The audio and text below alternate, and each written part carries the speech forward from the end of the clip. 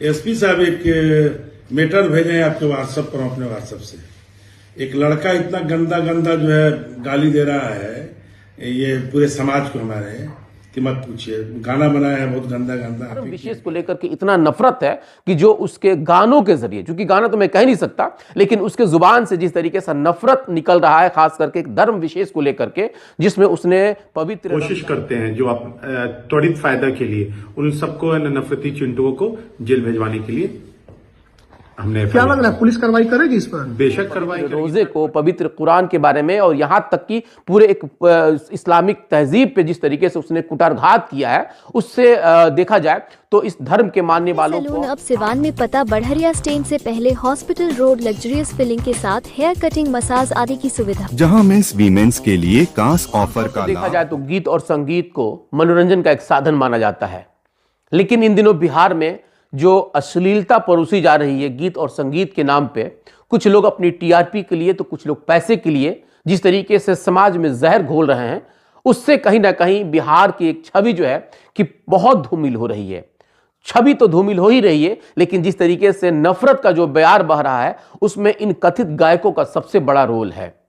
कुछ दिनों से आपने देखा होगा कि जिस तरह से नफरती गीत गा करके, जिससे समाज और खास करके जातीय रंग दिया जा रहा था, जिसमें धर्म को लेकर के, जाति को लेकर के गीत गाए गए, जिसका नतीजा हुआ कि समाज में एक तरह से तनाव पैदा हुआ, जिसका नतीजा हुआ कि कई ऐसे दंगे भी हुए, जिसमें आपने देखा कि सारण के जो मुबारकपुर था, जो मांझी के मुबारकपुर में जिस तरीके से वहां जातीय माहौल देखने को मिला, जिसमें कई लोग की घायल हुए थे, कई लोग जो है किसी की हत्या भी हो गई थी। उसी तरह से महाराजगंज में भी ये घटना देखने को मिली। हालांकि प्रशासन ने इसके ऊपर अंकुश लगाने का जो प्रयास किया, उसको चेतावनी जारी की गई कि अगर इस तरह के अश्लील गीत या इस तरह का बस अश्लील भाषा का जो इस्तेमाल किया जाएगा, उन लोगों के ऊपर कड़ी कार्रवाई की जाएगी। लेकिन इस सरकार या प्रशासन की इन चेतावनियों का इन लोगों के ऊपर कोई असर नहीं हो रहा है। ये बातें आज मैं इसलिए कह रहा हूं क्योंकि एक चिंटू है जो कि नफरती चिंटू, जिसने नफरत के इस बयार में अपने आप को इस तरीके से झोंक दिया है, और उसके मन में एक धर्म विशेष को लेकर के इतना नफरत है कि जो उसके गानों के जरिए, क्योंकि गाना तो मैं कह नहीं सकता,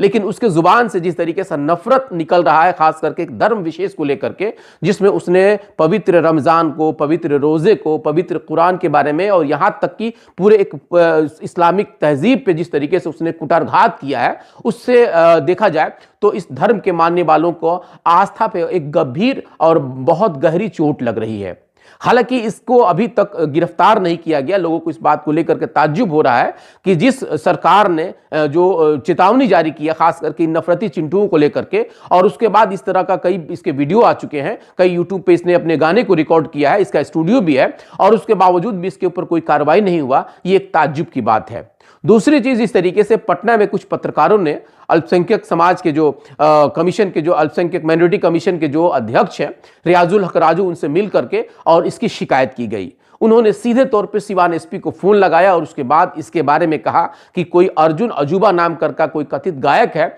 जिसने समाज में खास करके इस्लाम मजहब को लेकर के जिस तरीके से गंदे गंदे और अभद्र गीत गाए हैं, उसको गिरफ्तार कीजिए, नहीं तो पूरे समाज में जो है कि एक तरह से देखा जाए तो नफरत फैला करके तनाव पैदा करेगा और आने वाले समय में कुछ भी हो सकता है। हालांकि अभी तक प्रशासन ने इसके ऊपर क्या कार्रवाई किया कुछ बताया नहीं गया है, लेकिन जिस तरीके से इस नफरती चिंटू ने जिस तरह से गीत गा करके और एक पूरे समाज को जो ठेस पहुंचा रहा है, इसके पीछे आखिर कौन लोग हैं, क्या इसका मकसद हो सकता है। ताज्जुब की बात देखिए कि इस नफरती चिंटू को अगर कोई फोन करके इसके बारे में बता रहा है तो ये उनको धमकी भी दे रहा है और ये भी कह रहा है कि अगर एफआईआर होगा तो मेरा कोई कुछ नहीं बिगाड़ सकता है। हालांकि इसने इसके बारे में फिर से कहा है कि मैं और भी आगे इस तरह के वीडियो बनाता रहूंगा। जो इसकी कंपनी, जो इसके मालिक है, जो इसके जो स्टूडियो के मालिक है, वो लोग भी कहीं ना कहीं धमकी ही दे रहे हैं। तो सवाल ये बनता है कि आखिर इन लोगों को शह कैसे मिल रही है और इन लोगों का मनोबल किस तरीके से बढ़ गया है कि कानून का भी इनके अंदर कोई खौफ नहीं है। हालांकि जिस तरीके से बिहार प्रशासन कई ऐसे कार्रवाई की है, अगर उसमें इसके ऊपर सख्त कार्रवाई नहीं किया गया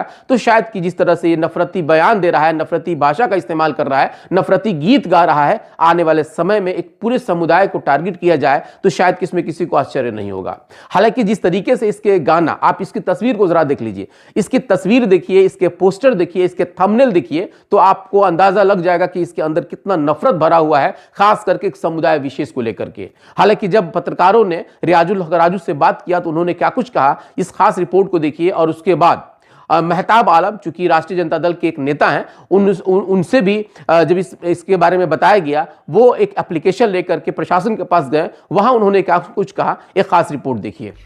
नमस्कार। एसपी साहब, एक मैटर भेजे हैं आपके व्हाट्सएप पर, अपने व्हाट्सएप से। एक लड़का इतना गंदा गंदा जो है गाली दे रहा है ये पूरे समाज को हमारे, कि मत पूछिए। गाना बनाया है बहुत गंदा गंदा, आप ही क्या है, उसका डिटेल भेजे हैं वो आपके व्हाट्सएप पर, अब देख के कार्रवाई करवाइए। ठीक है। दिया गया कि जो गायकार है, जो नफरत फैलाने की कोशिश कर रहा है और न आपसी